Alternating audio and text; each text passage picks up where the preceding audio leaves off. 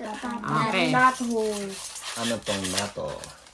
Natto ay gawa siya sa beans. Tapos, haluan mo na lang siya ng soy sauce. Soy sauce. I mean, hindi siya soy sauce pala. Sauce. May siyang kasaling sauce. With donuts. Akala ng iba, paano siya tatanggalin yung plastic, itutusok dito.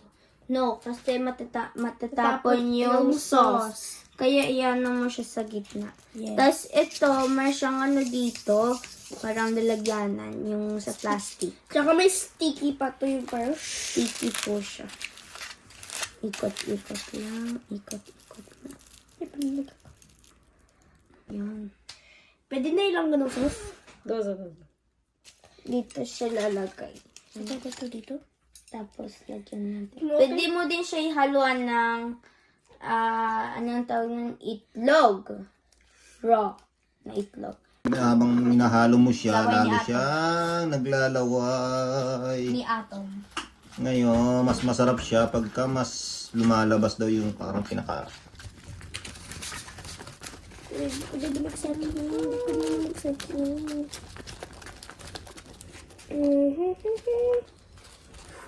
Food menu. Sa school po. Ganito kami sa Minsan lang po siya lumalabas. Hindi siya palagi. Ang palaging lumalabas ay gatas. Palagi siya lumalabas. Yes, kahit araw. Ano yan? Papa. No. Ay, Stop it. Iikutin mo lang. Ibutas mo. Ayaw mo siya ito. Start! Hindi mo sarap. Lagyan natin mustard. Titikman ko lang. Ah. Kasi dati may mustard din na maanghang. Pero pwede talaga maglagay na. Sabi, Mix. sabi daw, pag bago kainin ito, lagay ang sauce, tapos Tapos iikot. iikot. Tingnan nyo kanina, ang tuyot niya, pero ngayon, para siyang Slimy. milky. Intindihan? Oo, para na siyang naglalaway. Ay. Na. Sabi daw nila, sabi ng mga bata, bago daw kumain, sabihin ng atswete. Kudasa. Teo, sete ko na sa Itadakimasu. Oh, beans na parang walang Pa, hindi mo pa nilalanggan ng beans. sauce. Di ko alam kung anong beans to. Sauce.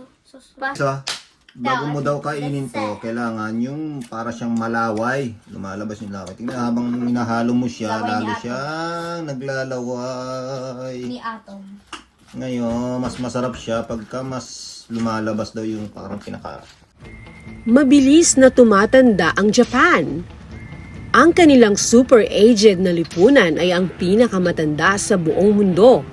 28.7% ng population ay may edad na 65 years old o mas matanda. Pero big time din ng Japan. Noong 2015, kinilala ang bansang ito na may pinakamataas na life expectancy. Marahil dahil sa natto.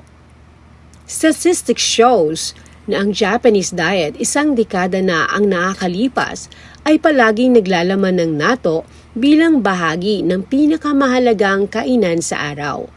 Noong panahong iyon, hindi gaanong maraming kaso ng diabetes o mga problema sa puso. 10 taon nang lumipas habang mas maraming tao na ang sumasang-ayon sa Western diet, nagbabago na rin ang mga statistics na ito.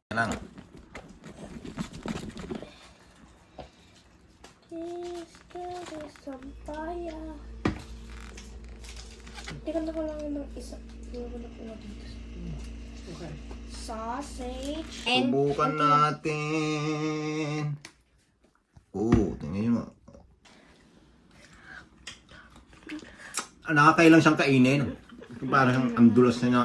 Alam mo naman, di ba? Alam mo naman yung ganyan. Pero ang lasa niya, ang taste niya, may tamis siya, may alat konti, beans, may pait dahil sa beans. Sakto lang. Hindi pa siguro kaya ng panlasa ko. Parang nailang pa ako kainin. Hindi ako sa nag-iinarte ako, ay makakatotohanan tayo. Ano ka na ba? Kanin naman. Palit ka. Aka na.